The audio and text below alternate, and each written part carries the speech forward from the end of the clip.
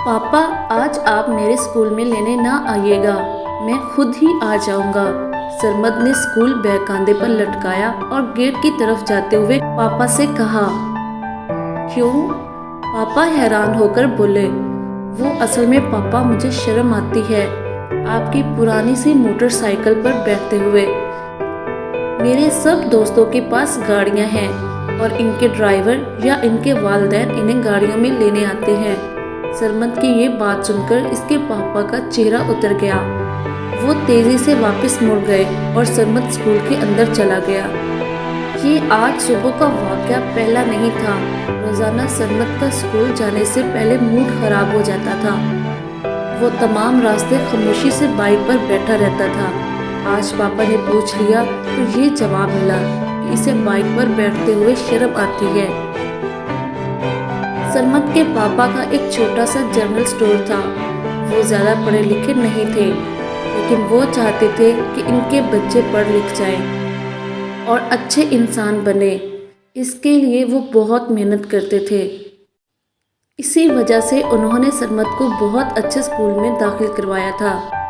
इसके 2 छोटे भाई और बहन भी इसी स्कूल में पढ़ते थे। सरमद सबसे बड़ा था और 7वीं क्लास में पढ़ता था। पापा को इससे बहुत उम्मीदें थी, लेकिन सरमद की वहाँ चंद अमीरजादों से दोस्ती हो गई थी। वो इनकी गाड़ियाँ और इनकी पॉकेट मनी देकर इन जैसा ही बनना चाहता था और पापा को बहुत तंग करने लगा था। कभी कहता, मुझे आपका सस्ता सा मोबाइल देकर बहुत शर्म आती है, इसे बाहर ना लेकर जाया करें। कभी बाइक पर बैठते हुए मूड खराब कर लेता।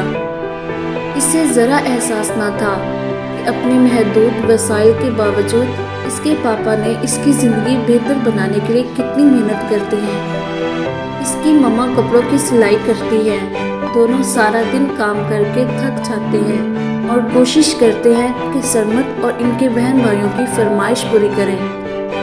सरमद की गलत सोच और इसकी मनफी रवैये का असर इसके छोटे बहन भाइयों पर भी पड़ रहा था, जिस वजह से मामा पापा हर वक्त परेशान रहने लगे। आखिर एक दिन उन्होंने सरमद से कहा, बस कल तुम स्कूल नहीं जाओगे, मेरे साथ दुकान पर बैठोगे। क्या?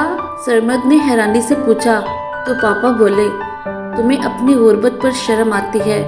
आज तुम पार्टी के महंगे महंगे कपड़ों की जिद कर रहे हो जो मैं अफोर्ड नहीं कर सकता। यही कर सकता हूँ कि तुम्हें स्कूल ही ना भेजूं। ठीक है, सरमद ने गुस्से से कहा और जोर से दरवाज़ा बंद करता हुआ बाहर निकल गया।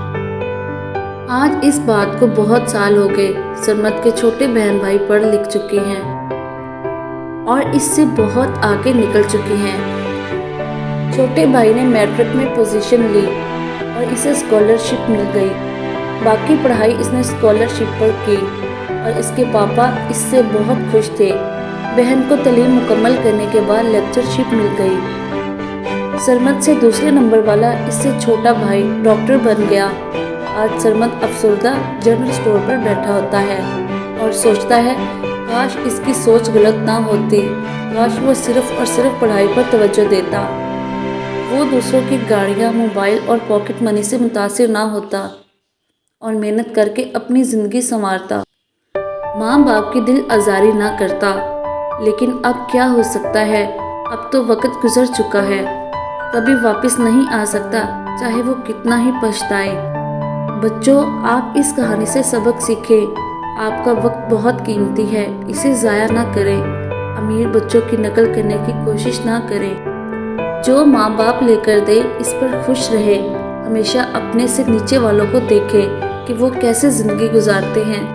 अपनी तवज्जो सिर्फ और सिर्फ पढ़ाई पर मरकूज रखें। सिर्फ इसी से आपकी ज़िंदगी बेहतरीन बन सकती है।